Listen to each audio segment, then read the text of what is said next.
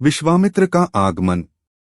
अयोध्यापति महाराज दशरथ के दरबार में यथोचित आसन पर गुरु वशिष्ठ, मंत्रीगण और दरबारीगण बैठे थे।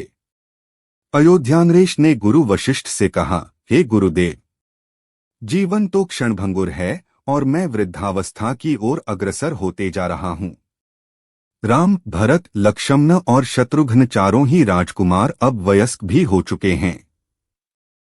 मेरी इच्छा है कि इस शरीर को त्यागने के पहले राजकुमारों का विवाह देख लूं। अतः आपसे निवेदन है कि इन राजकुमारों के लिए योग्य कन्याओं की खोज करवाएं। महाराज दशरथ की बात पूरी होते ही द्वारपाल ने ऋषि विश्वामित्र के आगमन की सूचना दी।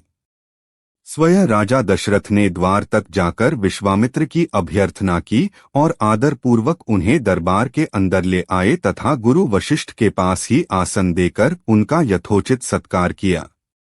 कुशलक्षेम पूछने के पश्चात राजा दशरथ ने विनम्र वाणी में ऋषि विश्वामित्र से कहा, हे मुनिश्रेष्ठ, आपके दर्शन से मैं कृतार्थ हुआ तथा आपके चरणों की पवित्र धूलि से यह राजदरबार और संपूर्ण अयोध्यापुरी धन्य हो गई।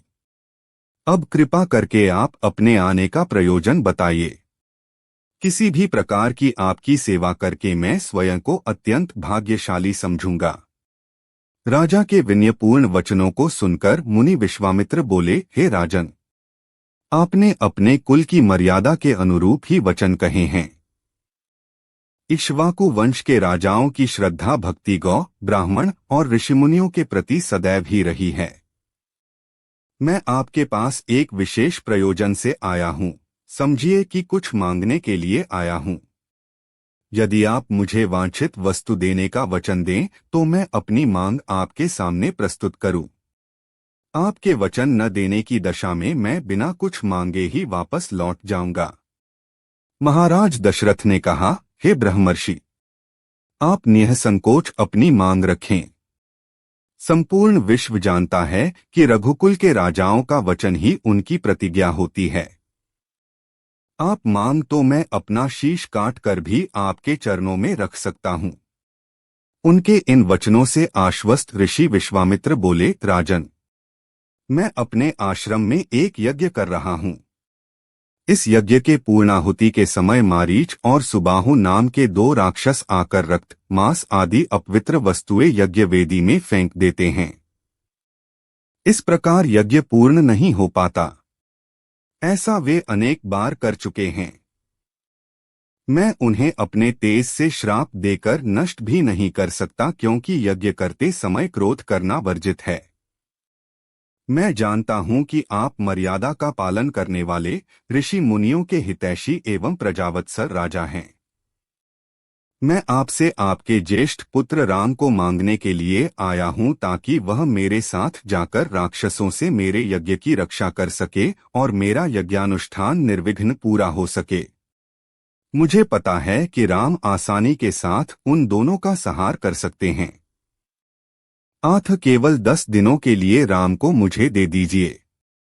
कार्य पूर्ण होते ही मैं उन्हें सकुशल आपके पास वापस पहुंचा दूंगा।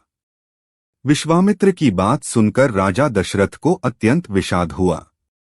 ऐसा लगने लगा कि अभी वे मूर्छित हो जाएंगे। फिर स्वयं को संभाल कर उन्होंने कहा, मुनिवर, राम अभी बालक है। राक्षसों का सामना करना उसके लिए संभव नहीं होगा।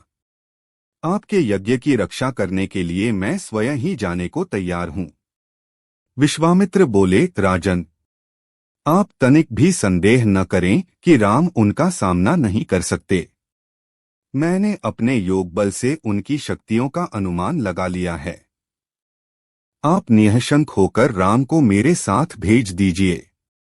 इस पर राजा दशरथ ने उत्तर दिया, हे मुनिश्रेष्ठ, राम ने अभी तक किसी राक्षस के माया प्रपंचों को नहीं देखा है और उसे इस प्रकार के युद्ध का अनुभव भी नहीं है। जब से उसने जन्म लिया है मैंने उसे अपनी आंखों के सामने से कभी ओझल भी होने नहीं दिया है। उसके वियोग से मेरे प्राण निकल जावेंगे। आपसे विनय है कि कृपा करके मुझे ससैन्य चलने की आज्ञा दें। पुत्रमोह से ग्रसित होकर राजा दशरथ को अपनी प्रतिज्ञा से विचलित होते देख ऋषि विश्वामित्र आवेश में आ गए। उन्होंने कहा, राजन, मैं नहीं जानता था कि रघुकुल में अब प्रतिज्ञा पालन करने की परंपरा समाप्त हो गई है।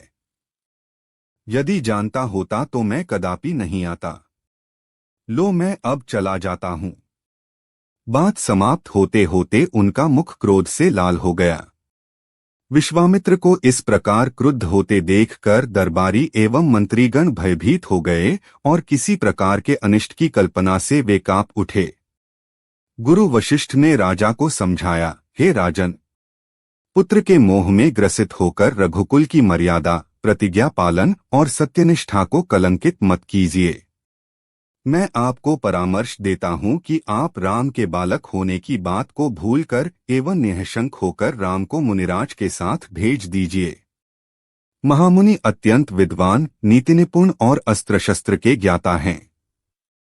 मुनिवर के साथ जाने से राम का किसी प्रकार से भी अहित नहीं हो सकता, उल्टे वे इनके साथ रहकर शस्त्र और शास्त्र विद्याओं में अत्यधिक निपुण हो जाएंगे तथा उनका कल्याण ही होगा।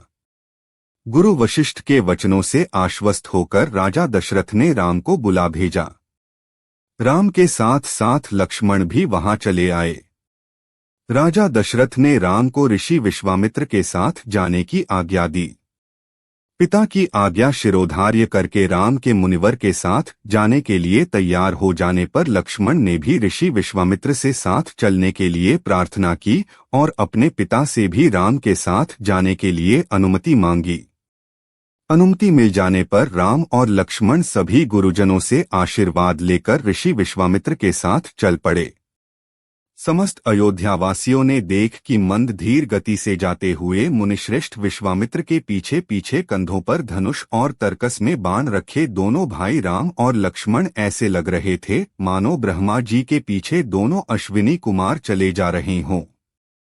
अद्भुत कांति से युक्त दोनों भाई गोह की त्वचा से बने दस्ताने पहने हुए थे।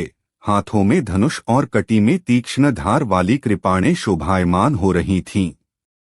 ऐसा प्रतीत होता था मानो स्वयं शौर्य ही शरीर धारण करके चले जा रहे हों। लता विटपो के मध्य से होते हुए 6 कोस लंबा मार्ग पार करके वे पवित्र सरयू नदी के तट पर पहुंचे। मुनि विश्वामित्र ने स्नेहयुक्त मधुर वाणी में कहा, हे वत्स, अब तुम लोग सरयू के पवित्र जल से आचमन स्नानादि करके अपनी थकान दूर कर लो, फिर मैं तुम्हें प्रशिक्षण दूंगा। सर्वप्रथम मैं तुम्हें बला और अतिबला नामक विद्याएं सिखाऊंगा। इन विद्याओं के विषय में राम के द्वारा जिज्ञासा प्रकट करने पर ऋषि विश्वामित्र ने बताया, ये दोनों ही विद्याएं असाधारण हैं। इन विद्याओं में पारंगत व्यक्तियों की गिनती संसार के श्रेष्ठ पुरुषों में होती है। विद्वानों ने इन्हें समस्त विद्याओं की जननी बताया है। इन विद्याओं को प्राप्त करके तुम भूख और प्यास पर विजय पा जाओगे। इन तेजोमय विद्याओं की सृष्टि स्वयं ब्रह्मा जी ने की है। इन विद्याओं को पाने का अधिकारी समझकर मैं तुम्हें इन्हें प्रदान कर रहा हूं। राम और लक्ष्मण के स्नानादि से निवृत्त होने के पश्चात विश्वामित्र जी ने उन्हें इन विद्याओं की दीक्षा दी। इन विद्याओं के प्राप्त हो जाने पर उनके मुखमंडल पर अद्भुत कांति आ गई। तीनों ने सरयू तट पर ही विश्राम किया। गुरु की सेवा करने के पश्चात दोनों भाई तृण शय्याओं पर सो गए।